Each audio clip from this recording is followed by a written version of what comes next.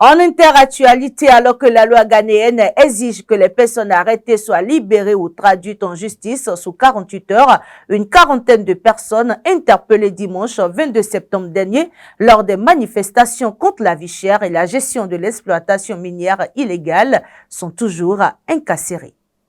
Les manifestants arrêtés lors des manifestations du 22 septembre à Accra sont accusés de conspiration pour commettre un crime, rassemblement illégal et trouble à l'ordre public. Cependant, pour Timothy Selike Modonkor, l'un de leurs avocats, cette détention illégale s'inscrit dans une répression systématique orchestrée par l'État. Au moment où je vous parle, certains manifestants n'ont pas mangé depuis 48 heures. Ils ont été détenus et n'ont reçu ni d'eau ni de nourriture, dénonce-t-il au micro de Christina Okello du service Afrique de RFI. Il incombe maintenant aux avocats et à leurs proches de leur amener de la nourriture, parfois sur des kilomètres, parce que la police, dans le cadre de sa stratégie de nuisance, épapille les manifestants dans toute la région d'Accra afin de rendre le travail des avocats difficile. L'avocat estime que cette tactique vise à entraver les efforts des défenseurs des manifestants et à prolonger leur détention sans justification illégale. Les autorités essaient d'utiliser tous ces moyens pour retarder la justice.